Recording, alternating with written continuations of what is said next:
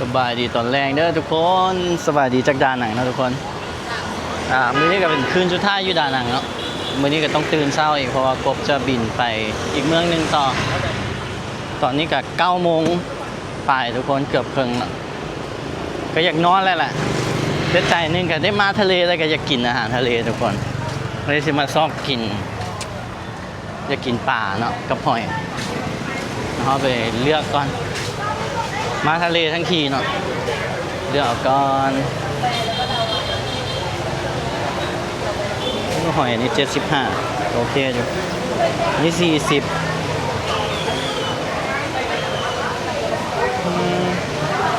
นี่ให้เลือกเลยเลยนี่พวกหอยแครงกับมีหอยแครงบางใหญ่นี่กินหอยแล้วนะทุกคนเนาะกับปลาโอ้กุ้งกับ75เลยนี่กุ้งน้ำซะกั้งกับมี250,000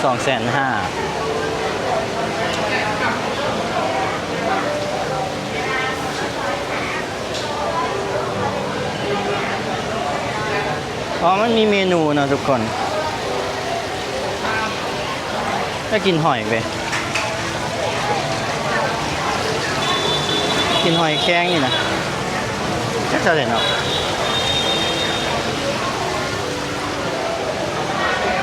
ถามเขาเจ้ากัน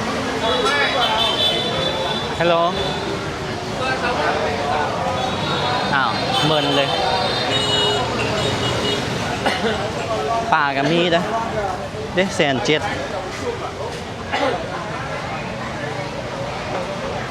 ป่าใส่หมักม่วง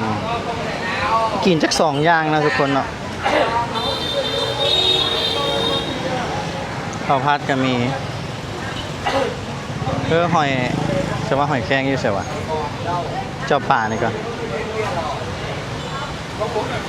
กับหอยเนาะ lobster ก็มีปีกายนี่เคยกินอยู่ทุกคนเพราะว่าเราบริถ่ายคลิปวันนี้ขวานั้น60เนาะคือบ่มีอันนั้นมาว่ะ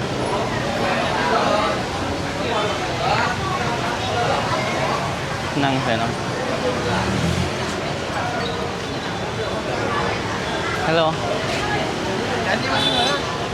I need to order. Okay. How many people? One. Okay. Okay, only one. เอาสั่งไปนี่ทุกคนหน้าเขาคือเวียดเนาะ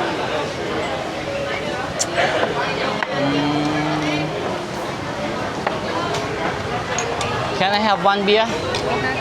You can choose. Okay. Beer.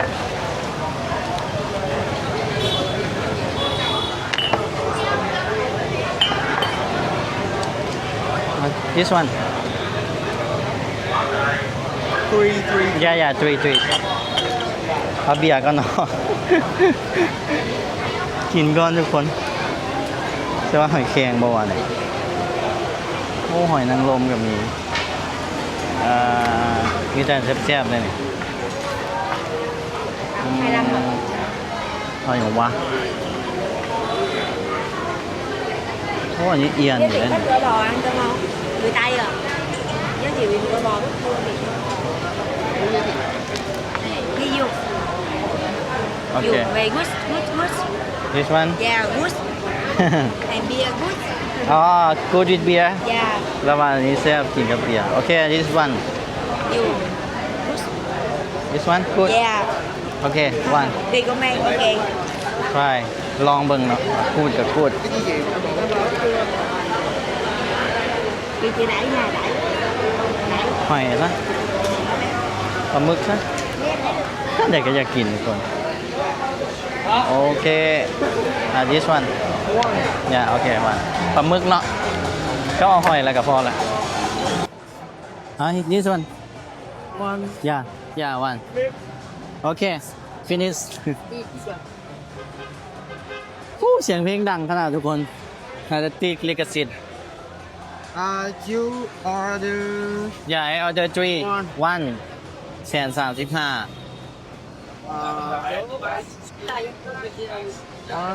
Okay yeah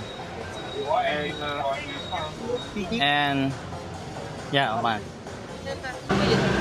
มากินมาแล้วลืมอย่างทุกคนเมื่อกี้นี่ก็เอารถจักรไปส่งแล้วกลับมาโฮสเทลว่าชิไปเอากระเป๋าเงิน แต่ว่าลืมจะเอากระเป๋ามา เดี๋ยวชิไปเอากระเป๋าเงินเนาะลืมกระเป๋าเงินทุกคน โอ้กระเป๋ากระเป๋าเงินก่อนจำนะห่อพาสปอร์ตจำเลย คอนเทนต์ตลอด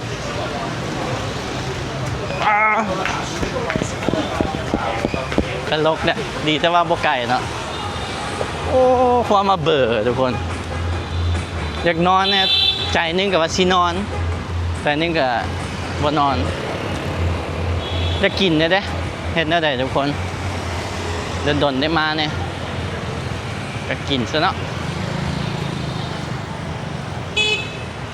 กินแล้วเขาจึงไปประหยัดงบตัวอื่นเอาไปเอากระเป๋าเงินอยู่โฮสเทลอยู่ใกล้ๆ เอาพาสปอร์ตจำเชื่อก่อนนี่เป็นอย่างนี้แหละทุกคนลืมเอาเงินมาแล้วก็กลับไปเอากระเป๋าอย่างนี้เลยแล้วก็จ่ายการ์ดหันบ่ได้คือกันเชื่อที่หนึ่งนะปีกายนะ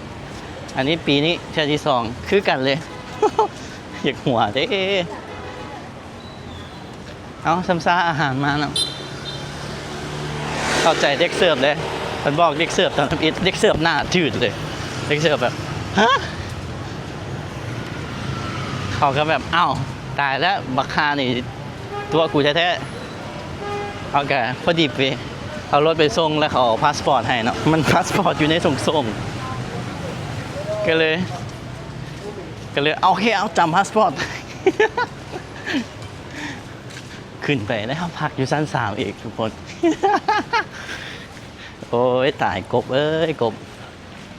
ว่าเป็นอย่างเนาะเมื่อกี้ขึ้นไปห้องแล้วก็ลืมเอาโอ้บายกูนี่กระเป๋าตัวนี้อยู่ในล็อกเกอร์ทุกคน ขึ้นไปแล้วเอาขนมเอาอย่างอยู่เบาะรถไปขึ้นไปแล้วลืมเอา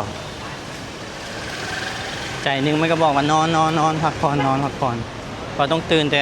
3 โมงไปเดินบินนะทุกคนไปเดินบินแล้วก็ต้องบินประมาณ5 โมงเนาะเขาจะบินไปอีกเมืองอื่นอยู่ในเวียดเลยแหละอยากหัวเลยปีกายนี่แม่นปุ่นไปซอก ATM เนาะเพราะว่าจ่ายบัตรหันมันบ่ได้ป่ะกับบุญไปซอกอยู่ปีนี้ลืมกระเป๋า โอ้ตายกระบอกไก่ได้ย่างมาแป๊บเดียวดิห้ามอยู่พันเดียว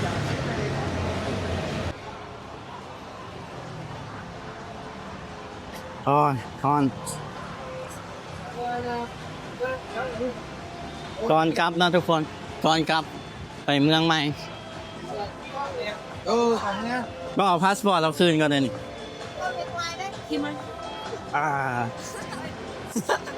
thank you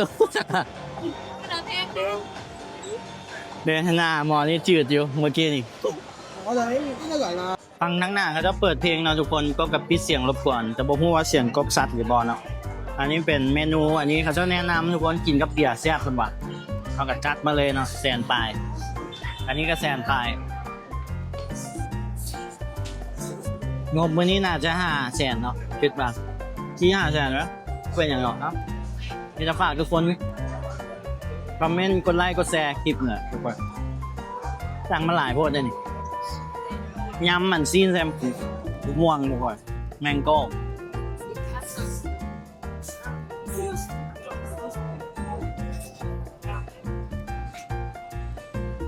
แซ่บโดยต้องกินหลายคนต้องกินหลายคน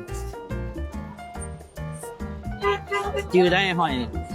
กินปีกายนี่แซ่บมักจะมากกว่า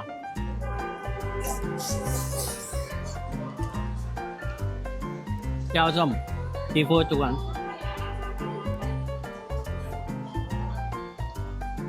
ซีฟู้ดหมดแซ่บซ้ำอยู่ลาวอยู่ไทยเรื่องรสจัดเนี่ยต้องเป็นลาวไทยต้องเป็นไทยเนาะ แล้วกับบจัดทำได้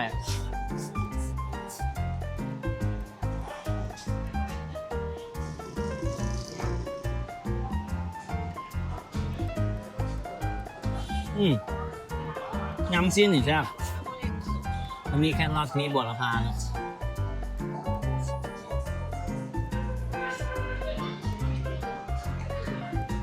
ไปกบมังยำตรง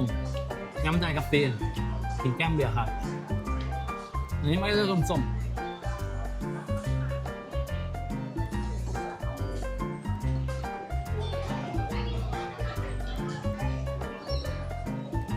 last day มื้อสุดท้ายอยู่ดังนั้น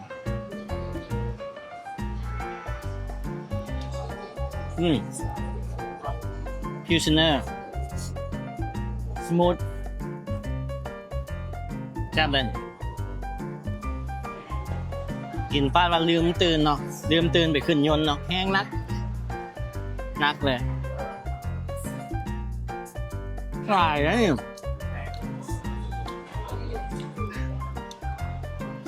นี่เราจะกินมัน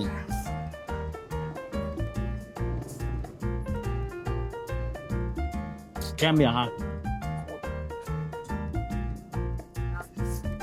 ดีจะมาพวกหัวใหญ่ก็หนึ่งอ่ะตั้งหลายคนมันบวรพา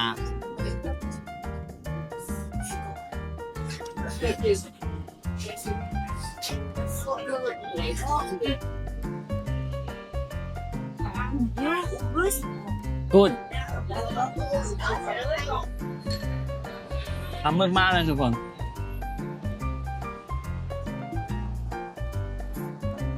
Give me your camera. It is. Yeah, it's recording. It's still recording.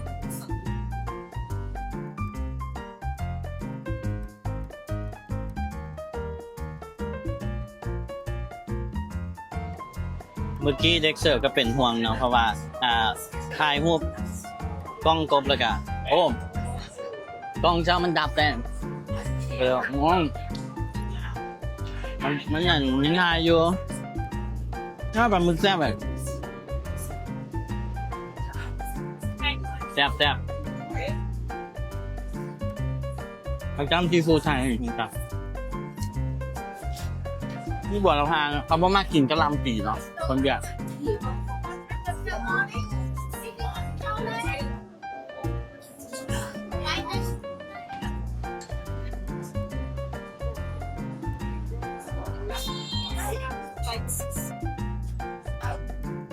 มาเพิ่งกันว่าที่เมื่อเท่าไหร่ตรงที่มันจากบาทที่มันจากหยอดอาจจะประมาณ400,000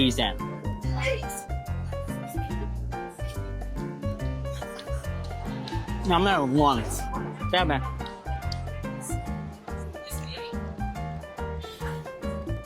ตอนนี้ตากันที่รับเนี่ยทุกคน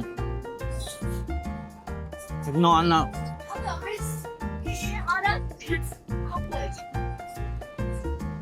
หอยนี่แซ่บเลยพัดหอยแซ่บมีหัวสิไข่เมี่ยงแก้วหอมบัวละพาทุกคน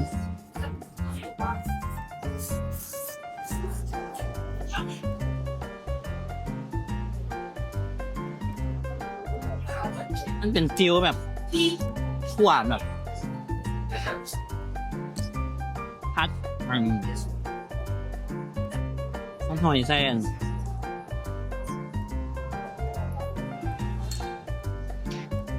ใช้ใบบัวละพาทุกคนมันจะหอมมันตะไคร้หอมเลยหัวสิไข่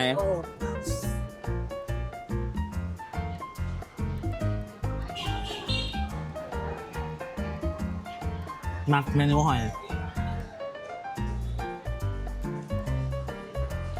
วันนี้บวงอ่ะบวงสดน้ำจริงเนี่ยโอ้ขาดเลย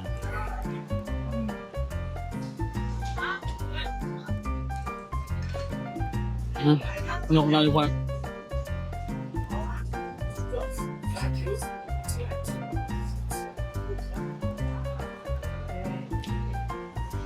ปลาหมึกชัดเลยปิ้งเหรอแตงงา พันจำเจ้าซีฟู้ดอยู่ไทยโอ้สุดยอดเลยกิมจิบ่จังกิมจิจับจังป่าจืดนะป่าทอดได้อันกินแต่เมนูยำมันซีนนี่มาเหรอหอยนี่จะแซ่บทุกคนคล้ายๆแบบอันเขาเอาอันกระเทียมเนาะใส่มันจะหอมกระเทียมรสชาติแบบหอมดีนะทุกคน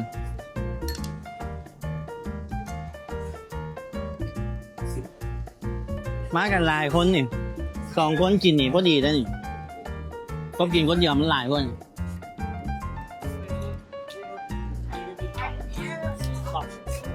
เอากับแก้มเบียร์แบบนี้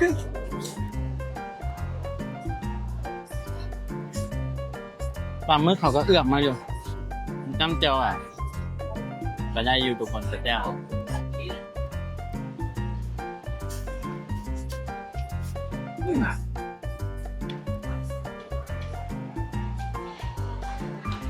ชิปเต็มชิป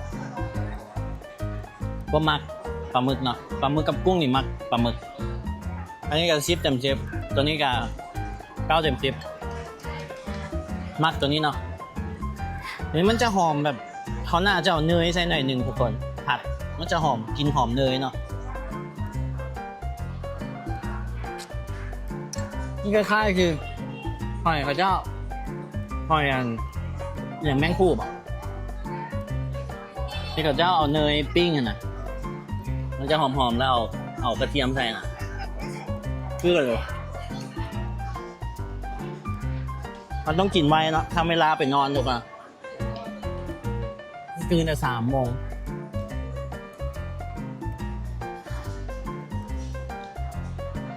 ก็ครบเช็คอินออนไลน์เนาะมันกับใครนะมันก็ไปเพื่อ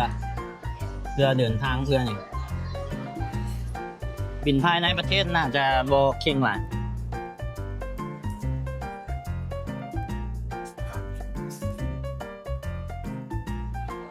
เครื่องกับกิฟต์แล้วเมื่อไรแหละทุกคน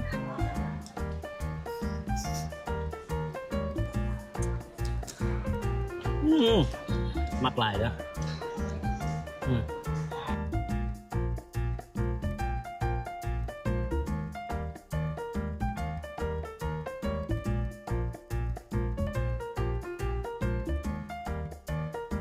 เสียงดังนะทุกคนเนาะเขากับโหมดไฮบาร์แล้วก็ร่วมกันมาดังๆเนี่ยคนเบียดนะสไตล์เบียดตอนนี้ 11 โมงแล้วทุกคนกินเบิดไป2 เบียร์อันนี้ก็กินแต่ตอนเบิดเนาะหารายเงินจากชิเบิร์ตเท่าใดก็ชิไปนอนก่อนทุกคนเมื่อยละบ่ไหวละโอ้ยจ่ายการได้บ่วะจ่ายการได้แล้วบ่หักค่าธรรมเนียมเนี่ยโอเคเลยเบิ่งบินก่อนนะทุกคน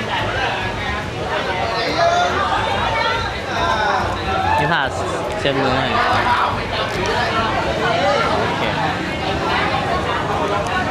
451โอเคเบิดไปซ้ำนี้ทุกคน451 387,000 กีบเนาะ575 บาท17 ดอลทุกคน15 ยูโรซัมเฟอร์ถ้วยหนึ่งยุโรปเนาะราคาทำไง thank you เป็นราคา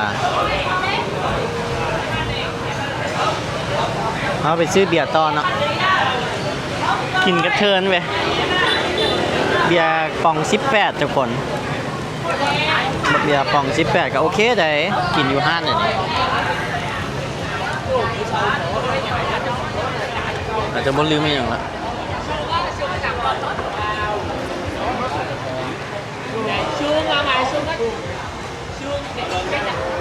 เอาชิปให้หมอนี่ซะชิปให้หมออ้วนนี่ซะไว้เฮ็ดบุญเนาะแอมเอ้ยอ่ะเดี๋ยวเขาอยู่ชิปเอาชิปให้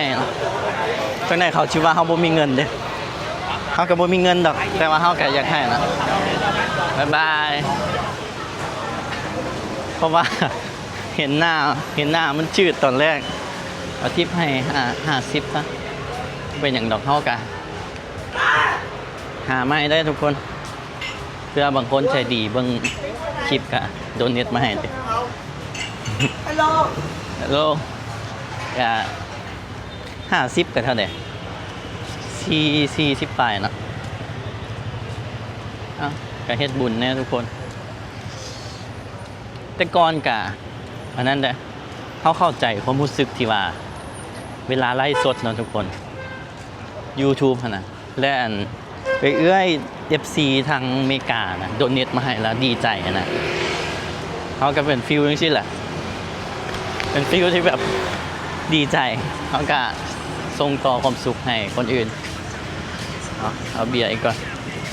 กล่องหนึงซื้อเบียร์มาอีก25นะทุกคน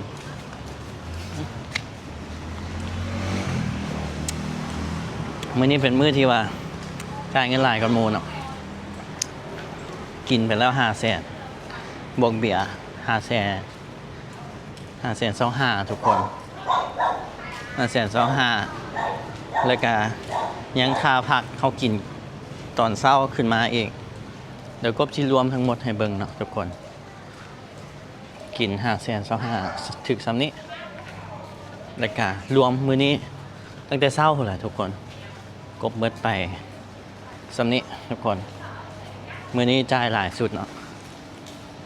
บ๊ายบายทุกคนขอบใจทุกคนที่เบิ่งจนจบอาหารเบียดกับแซ่บเนาะทุกคนถึงหอมบ่วะเอาพิษหอมบ่จัด พิษหอมเอาเจอกันคลิปหน้าทุกคนสำหรับผู้ใดเบิ่งคลิปนี้ก็อยากเลี้ยงข้าวก็เลี้ยงได้นะทุกคน ซุปเปอร์แท่งเข้ามาได้หรือใครบ่มีซุปเปอร์แท่งกับเบิ่งคลิปจนจบทุกคน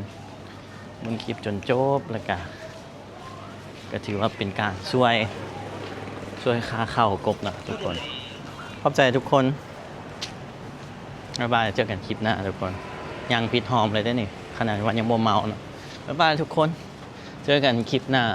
อยู่เมืองอื่นกบจะไปเมืองใดถ้าติดตามเบิ่งทุกคนบ๊ายบาย